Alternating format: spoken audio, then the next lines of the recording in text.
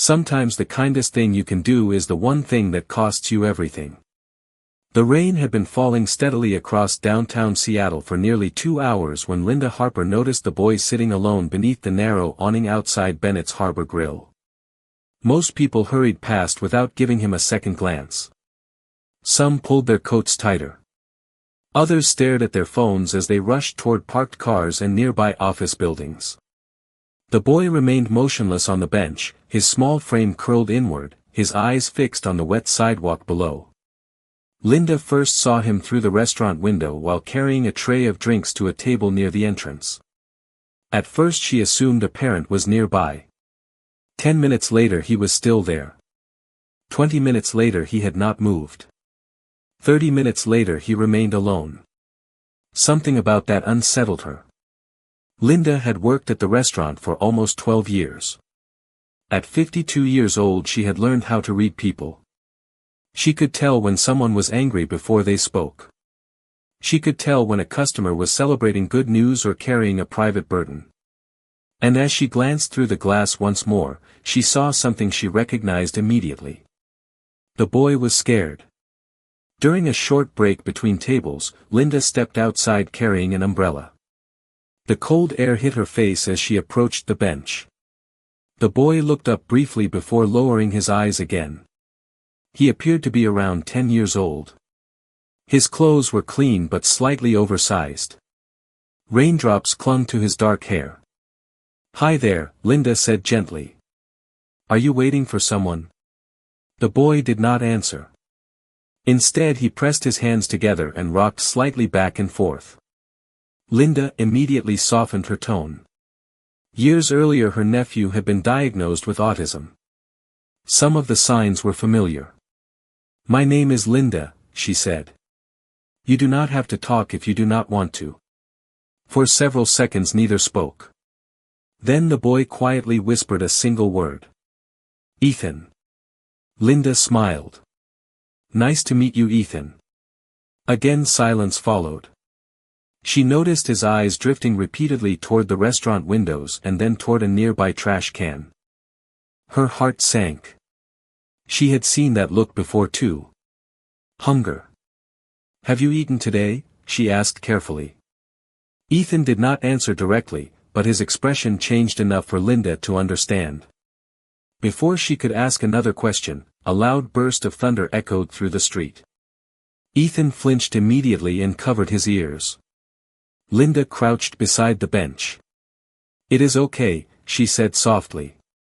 "You are safe." Ethan slowly relaxed. Inside the restaurant, customers continued enjoying expensive meals while warm light filled the dining room. Outside, a frightened child sat alone in the rain. Linda glanced back toward the entrance. Her shift still had several hours remaining. Technically she should return inside. Yet every instinct told her she could not simply walk away. "I will be right back," she told him. "Do not go anywhere." Ethan nodded slightly. As Linda stepped through the restaurant doors, she had no idea that one simple decision was about to change both of their lives forever. Across the building, on the second floor overlooking the dining room, Billionaire owner William Carter happened to be visiting one of his flagship locations that evening. Standing near the office windows, he observed employees moving through the busy dinner rush.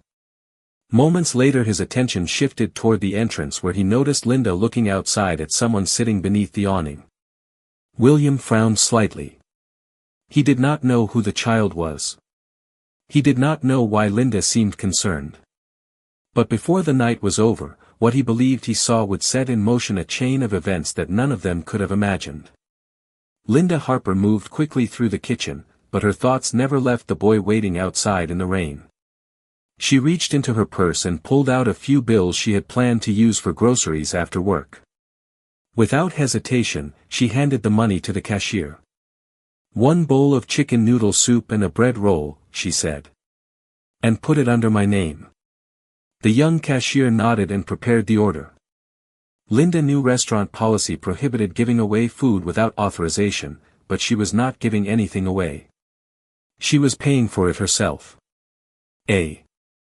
Few minutes later she carried the warm meal outside along with a bottle of water and several napkins. Ethan was still sitting exactly where she had left him. His eyes followed the steam rising from the soup. Linda carefully sat beside him, leaving enough space so he would not feel uncomfortable. "This is for you," she said gently. Ethan stared at the bowl for several seconds before finally accepting it. He took a cautious bite. Then another. Within moments he was eating steadily. Linda smiled. She had seen countless customers enjoy expensive meals inside the restaurant, but somehow watching this child eat a simple bowl of soup felt far more meaningful. Rain continued falling beyond the shelter of the awning. Cars passed through the wet streets while city lights reflected across the pavement. For the first time since she had met him, Ethan seemed calmer. "Do you live nearby?" Linda asked softly. Ethan remained quiet. She did not push. Instead she spoke about ordinary things. She described the flowers she grew in her small backyard. She talked about the stray cat that often visited her porch. She shared simple stories that required no response. Gradually Ethan relaxed. After several minutes he reached into his backpack and removed a small sketchbook. Linda watched as he opened it. The pages were filled with drawings. Some showed city buildings. Others showed animals. A few displayed detailed street scenes. The artwork was remarkable for a child his age. Ethan carefully turned pages until he found one he seemed to like. It showed a lighthouse standing beside rough ocean waves beneath a bright sky. Linda admired the drawing. "That is beautiful," she said. A faint smile appeared on Ethan's face. It was the first smile she had seen all evening. Neither of them noticed the figure watching from above. On the second floor of Bennett's Harbor Grill, William Carter stood near the large office window overlooking the entrance. His eyes narrowed as he observed the scene below. From his perspective, it appeared that Linda had left her responsibilities during a busy dinner rush to provide food to someone outside the restaurant. He could not hear their conversation. He could not see the money exchange. He saw only an employee sharing restaurant food with an unknown person. William had spent decades building his business empire through discipline and strict standards. Rules existed for a reason. In his experience, small exceptions often became larger problems. As he continued watching, his concern slowly hardened into disapproval. Down below, Linda remained unaware. Ethan finished the soup and quietly handed back the empty bowl. "Thank you," he whispered. Linda felt her heart tighten. The gratitude in his voice suggested he was not accustomed to receiving kindness from strangers. Before she could respond, the restaurant door opened behind her. One of the floor managers stepped outside looking uneasy. "Linda," he said. "Mr. Carter wants to see you immediately." Linda stood slowly. A strange feeling settled in her stomach. She glanced toward Ethan. The boy looked worried. "I will be right back," she assured him.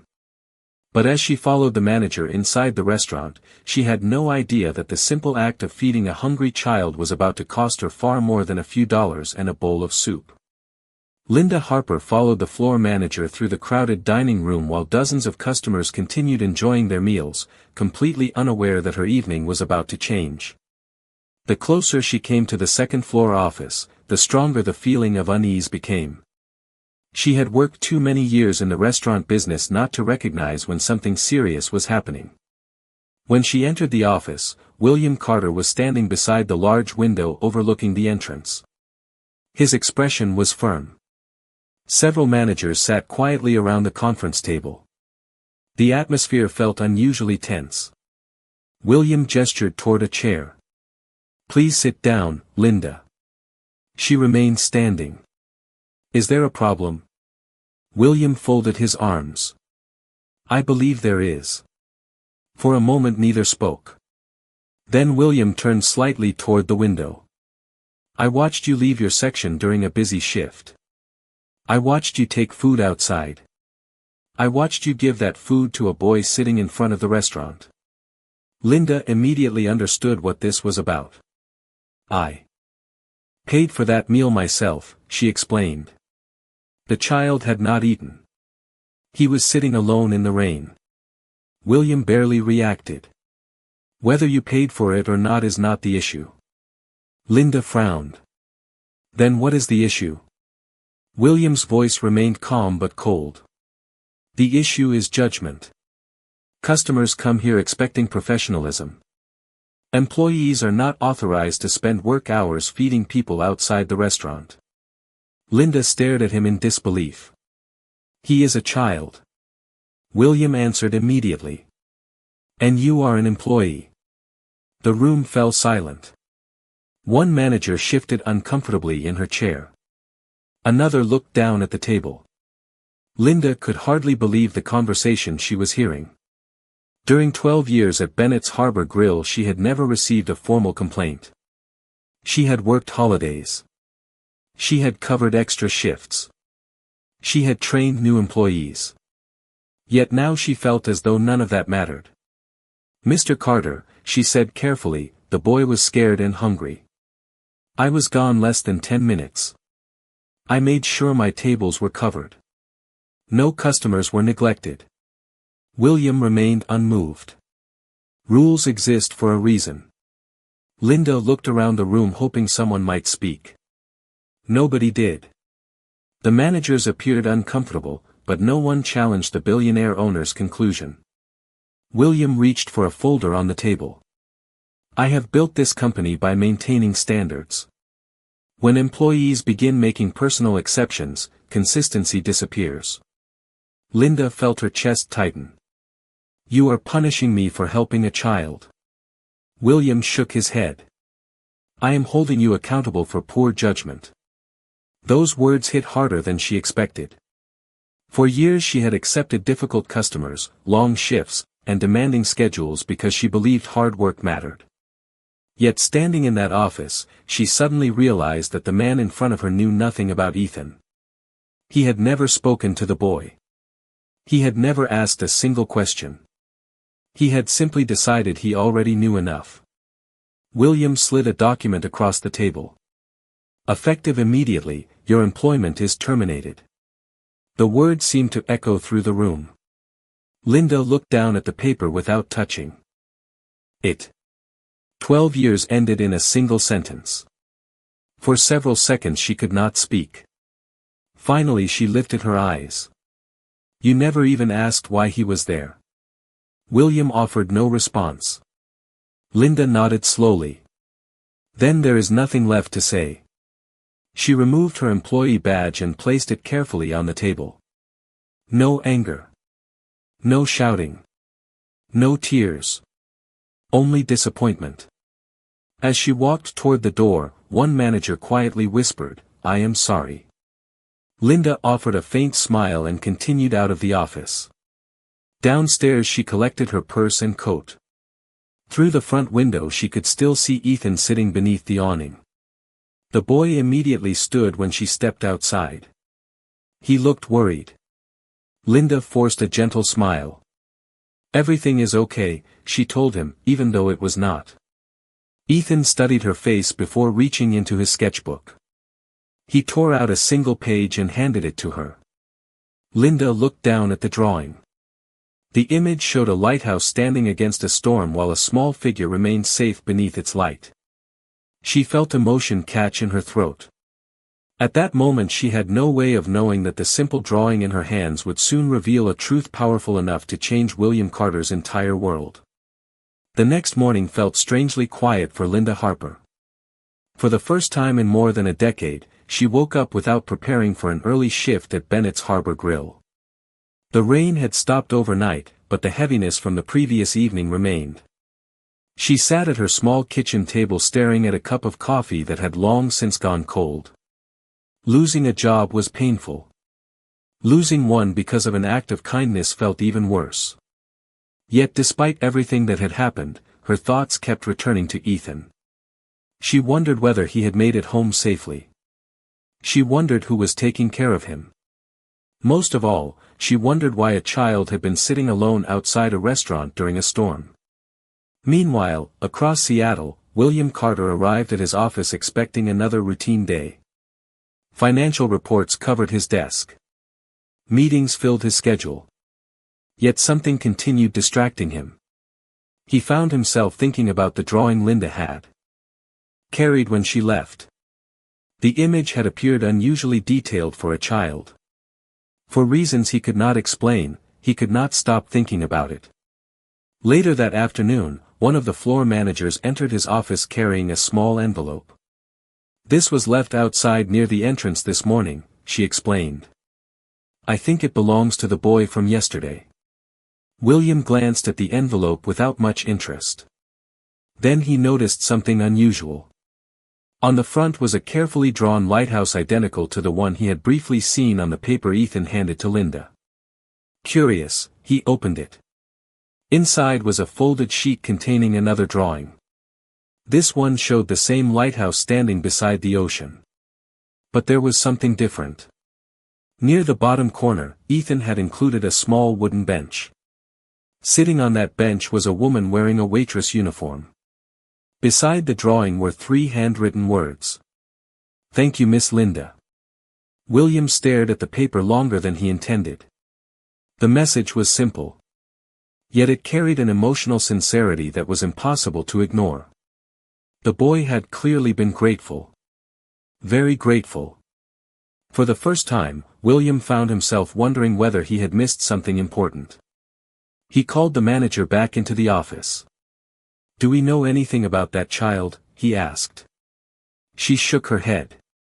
"Not much. A few employees said they had seen him near the waterfront before. Apparently he sometimes sits there drawing." William looked again at the picture. "Has anyone tried finding out where he lives?" The manager appeared surprised by the question. "No, sir." After she left, William placed the drawing on his desk and attempted to focus on work. It did not help. Hours later the image remained in front of him. By evening, curiosity finally overcame him. On his drive home he decided to take a short detour through the waterfront district. The area was filled with small shops, fishing docks, and aging apartment buildings. As he drove slowly through the neighborhood, he eventually noticed a familiar figure sitting alone near a public pier. It was Ethan. The boy sat on a wooden crate sketching in his notebook while watching seagulls circle above the water. William parked nearby and observed from a distance. Several minutes passed. Ethan never spoke to anyone. He simply drew. Then an elderly man emerged from a nearby building and approached him. The boy immediately stood and followed the man inside. Something about the interaction caught William's attention. The older gentleman moved carefully with the help of a cane. He appeared tired but kind. Before leaving, William wrote down the address. He was not entirely sure why. The next day he would learn that the building belonged to a modest senior housing complex. And hidden inside that simple address was a story that would force him to question everything he believed about Linda Harper and the decision he made so quickly. The address stayed on William Carter's mind throughout the following day. He told himself he was simply satisfying curiosity. Yet deep down he knew there was more to it than that. The drawing left by Ethan had unsettled him in a way financial reports and business meetings never could.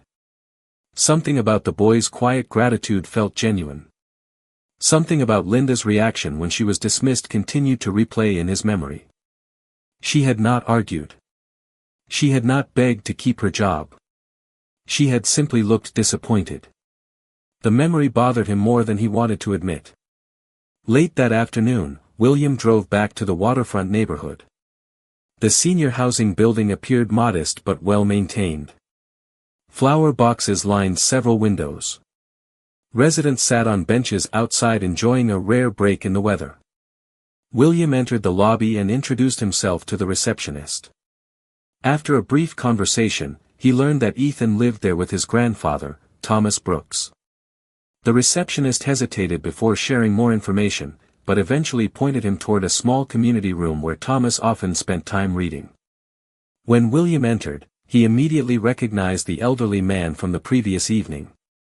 Thomas sat near a window with a worn paperback book resting on his lap. His cane leaned against the chair beside him. Looking up, he offered a polite smile. "Can I help you?" William introduced himself and explained that he owned the restaurant where Ethan had been seen. The moment Ethan's name was mentioned, Thomas's expression softened. "He is a wonderful boy," he said proudly. William nodded. "I would like to know more about him if you do not mind." Thomas remained quiet for several seconds before speaking. Most people do not ask.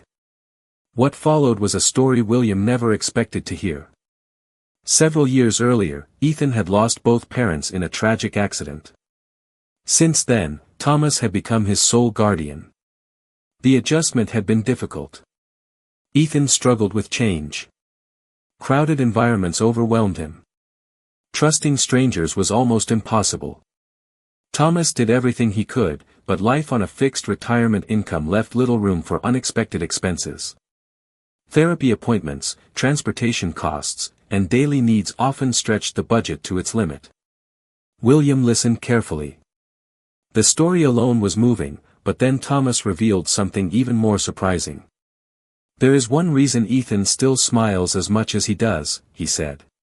"A woman named Linda Harper." William sat up slightly. "Linda?" Thomas nodded. About 3 years ago Ethan had a sensory episode near the waterfront. Most people walked away. Some stared. Linda was the only person who stopped to help. William said nothing. Thomas continued. "After that day she would check on us whenever she saw us nearby. Sometimes she brought art supplies. Sometimes she helped us find community resources. Last winter she spent her own money buying Ethan a professional sketchbook because she knew how much drawing meant to him."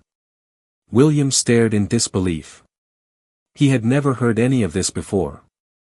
Thomas smiled faintly. "She never wanted recognition. In fact, she always asked us not to tell anyone." Suddenly dozens of small details began connecting inside William's mind. The concern in Linda's voice. The way Ethan trusted her. The drawing. The gratitude. None of it had started that rainy evening. The relationship had existed for years. As if sensing the importance of the moment, Thomas reached into a nearby cabinet and removed a stack of drawings. "Ethan keeps these." William carefully examined them. Many featured waterfront scenes. Some showed lighthouses. Others showed familiar faces. Then he froze. Several drawings included Linda. Not as a waitress. Not as a stranger. But as a guiding figure standing beside the lighthouse. Under one drawing Ethan had written 5 simple words in careful handwriting. "She always helps me feel safe." William felt a knot form in his chest. For the first time since the incident, he began to understand the full truth. The woman he fired had not broken trust. She had spent years quietly earning it. William Carter drove back to his home overlooking Elliott Bay with a feeling he had not experienced in years. It was not uncertainty. It was not frustration. It was regret. The drawings Ethan had created remained vivid in his mind. Again and again he saw the image of Linda standing beside the lighthouse. Again and again he heard Thomas Brooks describing the quiet acts of kindness she had performed without seeking recognition. For decades William believed leadership meant making fast decisions. He believed hesitation created weakness. Yet now he found himself confronting a painful possibility. Perhaps his greatest mistake had come from deciding too quickly. That evening he sat alone in his study while the city lights shimmered across the water outside. The stack of business documents waiting on his desk remained untouched. Instead, he continued thinking about a woman who no longer worked for his company and a child who trusted her more than almost anyone else. Across town, Linda Harper was finishing dinner at home when a familiar knock sounded at her door. To her surprise, Thomas Brooks stood outside with Ethan beside him. The elderly man smiled warmly. "We wanted to thank you properly." Ethan held a small paper bag in his hands. Linda invited them inside. After a few minutes of conversation, Ethan carefully removed something from the bag. It was another drawing. This one showed a lighthouse standing beneath a bright sunrise. Next to it was a small figure carrying an umbrella. Above the drawing Ethan had written a short message. "Thank you for always helping me." Linda felt tears gather in her eyes. She quickly blinked them away and smiled. "This is beautiful." Ethan smiled back. The moment reminded her why she never regretted helping people, even when kindness came at a personal cost. The following morning William arrived at Bennett's Harbor Grill earlier than usual. He requested personnel records for Linda's entire employment history. The human resources director seemed confused but complied. Over the next hour William reviewed every evaluation, customer comment, and performance report associated with her name. What he discovered only deepened his regret. Linda's record was nearly flawless. Customers repeatedly praised her patience and professionalism. Co-workers described her as dependable and compassionate. Several reports specifically mentioned her willingness to help others. There was not a single disciplinary action in more than a decade of employment. William leaned back in his chair and stared at the file. The evidence had been there all along. If he had spent even 5 minutes reviewing her history before firing her, he might have reached a completely different conclusion. Later that afternoon he called a meeting with several managers who had been present the night Linda was dismissed. As they gathered around the conference table, William spoke honestly. "I made a mistake." The room fell silent. One manager nodded cautiously. Another looked relieved. William continued. "I judged a situation without understanding it. I assumed I knew the facts." No one argued. Deep down, everyone knew it was true. Then one manager quietly shared something William had never heard before. "The staff respected Linda more than almost anyone here." Another manager agreed. "Many employees were upset after she was terminated." Hearing those words made the situation feel even worse. The consequences of his decision had reached far beyond Linda herself. By the time the meeting ended, William had made up his mind. Correcting the mistake would require more than admitting it privately. He needed to face Linda directly. He needed to hear her perspective. Most importantly, he needed to apologize. Yet he also understood something else. An apology did not guarantee forgiveness. He had taken away her livelihood. He had embarrassed her. He had questioned her judgment when she was simply helping a vulnerable child. As evening approached, William picked up the phone and stared at Linda's contact information. For several seconds he hesitated. Billion-dollar negotiations never made him nervous. Difficult business decisions never made him nervous. But this phone call was different. Finally he pressed the number and listened as the line began to ring. He had no idea whether Linda would answer. And if she did, he had no idea whether she would be willing to listen. Linda Harper stared at the phone as it continued ringing from the other side of the line. When she finally answered, she immediately recognized the voice. "Linda, this is William Carter." For a brief moment neither spoke. The silence carried the weight of everything that had happened during the past week. Linda remained calm. "What can I do for you, Mr. Carter?" William took a slow breath. "I would like to meet with you. There are things I need to say in person." Linda glanced through the window toward the evening sky outside. Part of her wanted to refuse. Another part wanted answers. After a few seconds, she agreed to meet the following afternoon at a quiet cafe overlooking Elliott Bay. The next day arrived with clear skies and unusually warm weather. Linda arrived early and chose a table near the water. Fishing boats moved slowly across the bay while seagulls drifted overhead. When William entered the cafe several minutes later, she immediately noticed something different. The confidence that usually surrounded him seemed replaced by something far more human. He approached the table and sat down. For several moments he simply looked at her. Finally he spoke. "I was wrong." Linda had expected many things. Those words were not among them. William continued before she could respond. He explained everything. Meeting Thomas Brooks. Learning about Ethan's family. Discovering the years of support Linda had quietly provided. Seeing the drawings. Reading the words Ethan had written about her. As he spoke, Linda listened quietly. When he finished, William lowered his eyes briefly. "I made a judgment without understanding the situation. I never asked questions. I never listened." Linda stirred her coffee slowly. "No," she said softly. "You did not." There was no anger in her voice. Somehow that made the truth even harder to hear. William nodded. "I cannot undo what happened." "No," Linda replied. "You cannot." Again silence settled between them. Finally William asked the question that had been weighing on him. "Why did you help Ethan all those years?" Linda smiled faintly. The answer came without hesitation. "Because someone needed to." William looked puzzled. Linda continued. "When I first met him years ago, he was frightened and overwhelmed. Most people saw a problem. I saw a child." She glanced toward the water outside. "Kindness is not complicated. We just make it complicated." Those words remained in William's mind long after she spoke them.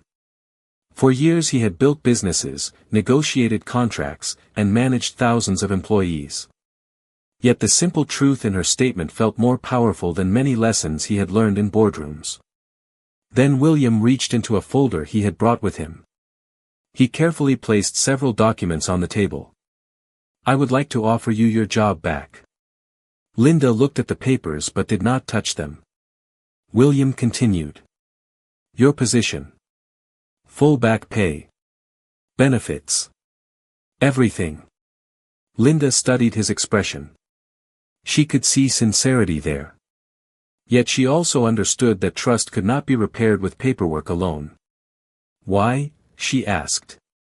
William answered honestly. "Because you deserve it. And because firing you was one of the worst decisions I have ever made." Linda remained thoughtful. For several seconds she said nothing. Then she surprised him. "This is bigger than a job." William nodded slowly. He understood exactly what she meant. The issue was never just employment. It was respect. It was dignity. It was being judged unfairly. Before leaving the cafe, William made one final promise. "I am going to tell everyone the truth. Employees. Managers. Anyone who heard what happened." Linda looked at him carefully. For the first time since their conversation began, she believed him. As they stood to leave, neither knew exactly what would happen next. But one thing had changed. William was finally seeing the situation through someone else's eyes. And that understanding was about to lead him toward a decision that would affect not only Linda and Ethan, but the future of his entire company. 3 days after their meeting at the cafe, employees of Bennett's Harbor Grill received an unexpected invitation to attend a company-wide gathering before opening hours. Rumors spread quickly throughout the restaurant. Some assumed a new policy announcement was coming. Others expected changes in management. Nobody anticipated what actually happened. Shortly before 9 o'clock that morning, staff members gathered in the main dining room beneath the large chandeliers that illuminated the restaurant each evening. Managers stood near the front. Servers and kitchen employees filled the room. William Carter stepped onto a small platform usually reserved for private events. The atmosphere immediately became serious. Everyone knew the owner rarely attended meetings personally unless something important was taking place. William looked across the room before speaking. "I called this meeting because I need to address a mistake. The statement instantly captured everyone's attention. William then did something many employees never expected to witness. He publicly explained the circumstances surrounding Linda Harper's dismissal. He described the assumptions he made. He admitted he had acted without understanding the complete situation.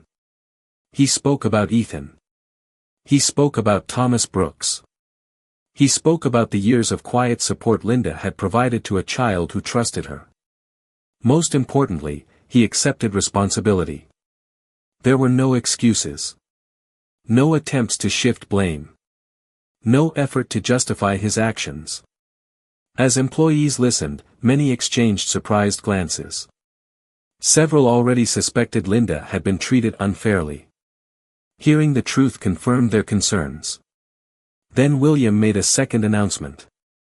Linda Harper had been invited to return if she chose to do so. At that moment Linda entered the dining room through the front entrance. A hush fell over the crowd. She had not expected the reaction that followed. One employee began clapping. Then another joined. Within seconds the entire room erupted into applause. Several co-workers stood. Others smiled through tears. Linda felt overwhelmed by the warmth and sincerity surrounding her. She had spent years serving customers inside those walls. She never realized how many people respected her until that moment. William stepped down from the platform and approached her. In front of everyone present, he extended his hand. "I am sorry," he said. "Not as an employer. Not as a businessman. As a person." The room remained silent. Linda looked at him for a long moment before shaking his hand. The gesture was simple, but its meaning carried tremendous weight. Later that afternoon, William announced another initiative. Inspired by everything he had learned about Ethan and families facing similar challenges, the company would launch a new community outreach program supporting children with developmental differences and their caregivers. The program would provide meals, educational resources, and partnerships with local organizations throughout Seattle. To everyone's surprise, William asked Linda to help design the project. "You understand these families better than I do," he told her. Linda was genuinely touched. Across town, Ethan sat with his grandfather at the waterfront when Linda arrived carrying exciting news. The boy listened quietly as she explained the new program. Thomas smiled warmly. Ethan reached into his backpack and removed another drawing. This one showed a large building beside the harbor. Children stood outside smiling while a lighthouse shined above them. In the corner stood three familiar figures. Ethan, Linda, and William. For a moment nobody spoke. The picture represented something larger than any of them had imagined. A misunderstanding had created pain. But the truth had created opportunity. As the sun began setting across Elliott Bay, William received a photograph of Ethan's drawing on his phone. He studied it carefully. For the first time in many years, success no longer seemed defined solely by profits, expansion, or business achievements. Instead, he found himself thinking about impact. About compassion. About the difference one person's kindness could make. And he realized that the most important lesson of his career had come not from a boardroom, but from a waitress who refused to ignore a lonely child sitting in the rain. 6 months later, the community program that began as a simple idea had grown into something far greater than anyone expected. Families from across Seattle regularly visited the support center created through the partnership between Bennett's Harbor Grill and local organizations. Weekly events provided meals, educational resources, art activities, and opportunities for families caring for children with developmental differences to connect with one another. What started with one act of kindness had become a source of hope for hundreds of people. On a bright Saturday morning, the center hosted its largest gathering yet. Volunteers moved through the building preparing refreshments while children filled the activity rooms with laughter and excitement. Large windows overlooked Elliott Bay, allowing sunlight to pour across the floor. Near the entrance, Linda Harper greeted arriving families by name. She had accepted a new role overseeing community outreach while continuing to work with the restaurant group. The position allowed her to do what she loved most, help people. Watching her move through the center, it was impossible to imagine that only months earlier she had walked away believing her career there was over. Across the room, William Carter spoke with community leaders and local sponsors. Yet despite the success surrounding him, he remained aware of how everything had begun. Every major accomplishment traced back to a single rainy evening and a decision he almost never took the time to question. The experience had changed him. Employees noticed it. Managers noticed it. Even longtime business partners noticed it. He listened more carefully now. He asked more questions. Most importantly, he no longer assumed he understood a situation before hearing the full story. Near noon, Thomas Brooks arrived with Ethan. The moment Ethan entered the center, several children recognized him from previous events and welcomed him enthusiastically. The shy boy who once sat alone beneath a restaurant awning now walked into a room filled with people who genuinely cared about him. Thomas watched proudly. Life was still not perfect. Challenges remained. But they no longer faced them alone. Later that afternoon, organizers unveiled a special display celebrating the program's first 6 months. Photographs covered one wall. Families shared stories about support they had received. Volunteers described meaningful experiences. At the center of the display hung a framed drawing created by Ethan. The image showed a lighthouse standing beside the water beneath a clear blue sky. Around it were families, children, volunteers, and community members. Near the lighthouse stood 3 familiar figures. Linda. Ethan. William. Above them appeared a short handwritten sentence. Sometimes one kind person changes everything. Visitors stopped to admire the artwork throughout the day. Some smiled. Others became emotional. The drawing captured a truth that statistics and reports never could. Near the end of the event, William stepped onto a small stage to thank everyone for attending. He spoke briefly about community, responsibility, and the importance of looking beyond first impressions. Then he surprised the audience. The person who deserves the most credit for everything you see here is not standing on this stage, he said. He turned toward Linda. The crowd immediately applauded. Linda looked genuinely embarrassed by the attention. William smiled.